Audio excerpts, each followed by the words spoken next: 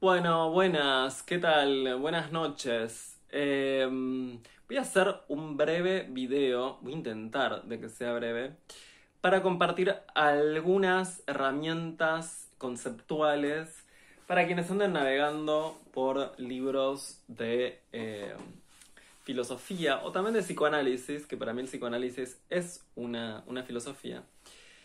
Y específicamente me interesa que transmitir el antagonismo que hay en ciertas corrientes filosóficas y también en el psicoanálisis para pensar el deseo eh, y cómo es muy diferente a cómo otras teorías piensan el deseo. Acá me parece que hay como un nudo que es un poco irreconciliable entre un grupo de teorías y otras, que luego voy a especificar cuáles. Vamos a partir de un antagonismo que es el de lo estructural y de lo histórico.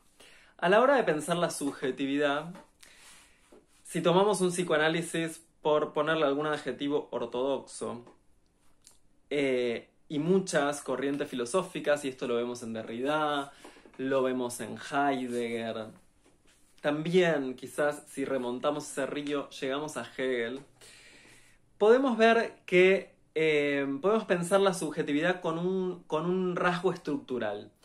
¿Qué quiere decir con un rasgo estructural? Que van a cambiar las épocas, que la cultura va a sufrir mutaciones, que la sociedad va a sufrir mutaciones, pero va a seguir habiendo un carácter estructural que marca la subjetividad.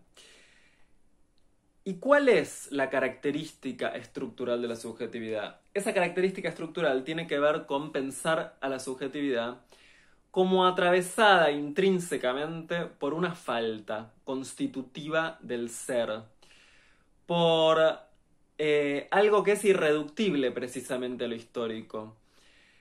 Si pensamos el deseo como una falta, entonces vamos a pensar que el deseo nunca puede ser totalmente satisfecho. Si el deseo no puede ser totalmente satisfecho, hay una incompletud en el ser que es constitutiva. Es decir, que ese es un rasgo estructural de la subjetividad. Y cuando digo estructural, acordémonos, lo contrapongo a histórico. Cuando digo estructural digo las cosas podrán ir cambiando, pero la subjetividad siempre va a estar atravesada por esa herida constitutiva, por esa separación constitutiva, que no se va a poder saldar, ¿sí? Y lo vemos acá, no es la idea entrar en esos terrenos, pero lo vemos también en Heidegger como lo abierto, lo vemos en Derrida también con un concepto como la diferencia, la différance. La idea de una falta, ¿no? Si pensamos, por ejemplo, en Hegel el deseo por definición, yo deseo algo que no tengo, que no poseo. Es decir, que está pensado el deseo desde la falta. Pero cuando tenga eso o cuando consuma eso no quiere decir que el deseo vaya finalmente, completamente a satisfacerse. Porque cuando algo se satisface completamente, ¿qué pasa? Desaparece el deseo. ¿Se entiende hasta acá? Bueno, espero que sí. Bien, ahora vamos a otro grupo de teorías en donde también por ser un poco arbitrario y por en realidad mi trayecto lector voy a mencionar, uno puede ubicar esto en Judith Butler, lo puede ubicar en Deleuze, lo puede ubicar en Foucault. Si partimos del otro punto de vista, de que no hay nada suprahistórico y no hay nada estructural, sino que todo depende de las coordenadas culturales y de las mutaciones culturales, epocales, etc.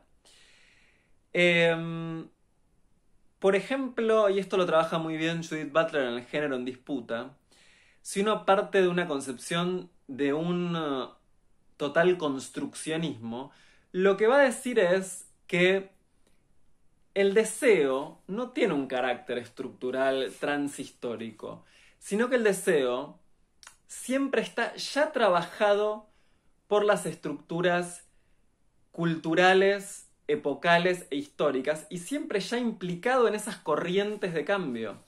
No hay nada, no hay ningún sustrato previo a la inmersión en la cultura en la cual uno nace ya inmerso. No hay un deseo por fuera de eso, sobre el cual la cultura se monta o sobre la cual la cultura viene a reprimir ese deseo o viene a canalizar ese deseo o a coercionarlo, etc. No, el deseo ya siempre está trabajado por las coordenadas culturales. Esta es un antagonismo irreconciliable y que está, si bien a veces no se ve tan explícitamente en las teorías, está como un subtexto en casi todos los diálogos entre un grupo de estas teorías y otro grupo de estas teorías. Bien, me interesaba dejar como sentado un poco estas disyunciones entre un grupo de teorías y otras, porque a partir de acá también se abren distintos dilemas, porque de estas distintas posiciones de pensamiento que uno tenga, se abren también otro tipo de prácticas. Hay un libro que es muy interesante para pensar estas disyunciones, que es Hegel o Spinoza, porque si nos remontamos un poco, podríamos ver que un grupo de teorías tiene mucha más afinidad con Hegel y otro grupo de teorías, las de Butler, Deleuze, Spinoza, etc., tienen mucho más afinidad con Spinoza. Y finalmente, una pregunta que dejo es, esto también, y también lo trabaja mucho Judith Butler en el Género en Disputa, a la hora de pensar una consigna muy en auge en la década de los 60, como era la liberación sexual, ¿cómo se puede pensar la liberación sexual si no se parte de cierta concepción de que hay algo que es transhistórico que habría que liberar? Es decir, si el deseo siempre ya está teñido por los diseños, entre comillas, epocales e históricos. Es decir, que el deseo ya se encuentra siempre inmerso en esas corrientes y no hay nada estructural que responda al deseo. Si es así, si efectivamente es así, ¿desde dónde nos paramos para poder pensar un punto de resistencia a las avalanchas, digamos, hegemónicas que va produciendo cada época?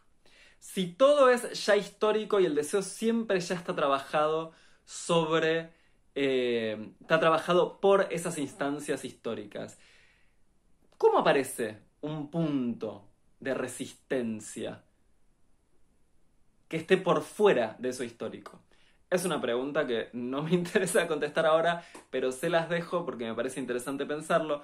Es algo que plantea Judith Butler en El Género en Disputa y que tiene que ver con estas contraposiciones de cómo se piensa el deseo. Bueno, espero que este breve esbozo de los contrapuntos les haya servido y que les aporte a sus lecturas. Les dejo un abrazo y nos vemos la próxima.